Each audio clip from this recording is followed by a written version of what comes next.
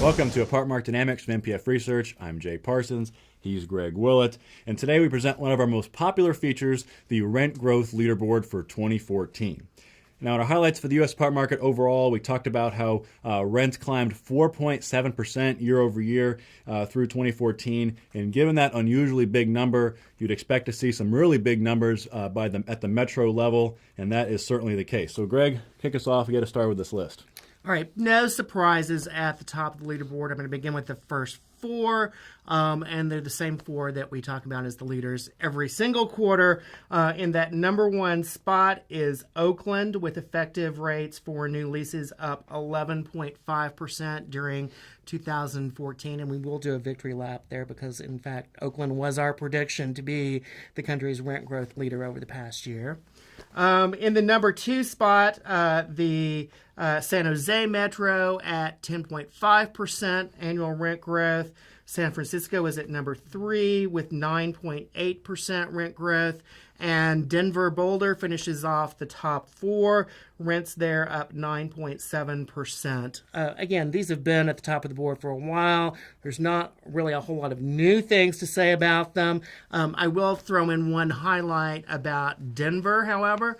And really what separates Denver from the rest of the pack in terms of the really active building centers is how strong the rent growth is for that Class A product, including the brand new units that are out there. If you look at completions that have come online since 2010, the ones where there's been enough time for initial leases to begin to turn over, you have annual rent growth that's running around the 7% mark in that niche, and that's about double what you see in any other spot that would be a peer to Denver in terms of construction activity. Really an amazing stat.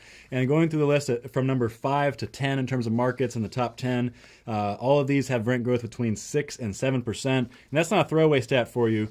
6 to 7% to get into the top 10. And just a comparison, a quarter ago, to get in the top 10, you had to have rent growth of at least 4.6%. And earlier in the cycle, going back to 2013 and early 14, the number was well below that. So running through this list, Atlanta is number 5 at 6.8%, followed by Portland and San Diego at 6.7%, West Palm Beach at 6.5%, Los Angeles at 6.3%, and Seattle at 6.1%. And let's highlight the Southern California metros here, particularly San Diego and LA. For Los Angeles, rent growth is now at the highest level it's been since 2005. In San Diego, you have to go all the way back to 2001 to see rent growth at this current pace.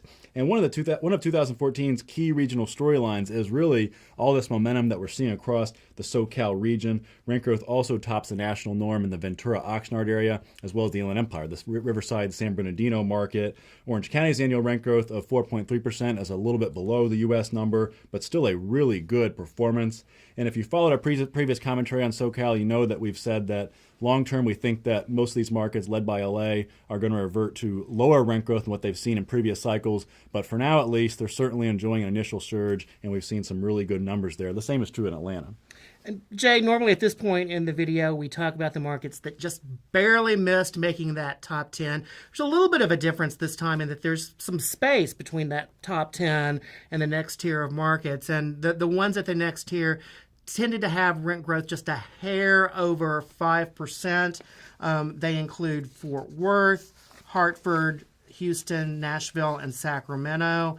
Again, rent growth right around that 5% mark. But when you think about the U.S. number is 4.7%. 5% is really not that much over the national norm.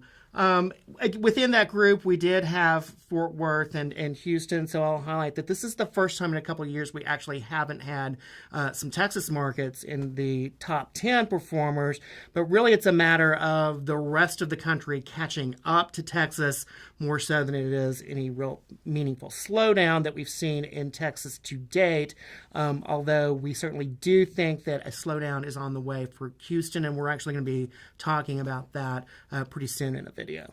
And now let's jump down to the bottom of the list. And this is also an interesting point of discussion because even at the list of among those at the bottom of the nation's leaderboard, we've seen better numbers than what we saw previously. So a few to highlight for you. Raleigh-Durham is now at 2.9% annual rent growth. That is one that had been flat or even declining not too long ago. The same is true in Washington, D.C., now at 1.7% rent growth. Again, not much, but still certainly better than where it had been. And then Virginia Beach, Norfolk is now at 1.5%.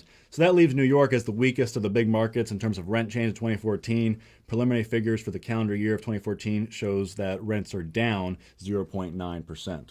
Jay, it'll be interesting to see what happens with this list as we go through calendar 2015. Again, there's so much space between those top 10 and the next group that it's hard to see that list actually changing very much. But you could get some surprises from some of the late recovery economies and have the rent growth numbers tick up in those markets pretty quickly. So we will be watching that, but let's wrap it up for this particular episode of Apartment Market Dynamics from MPF Research. He's Jay Parsons. I'm Greg Willett. Thanks for joining us today.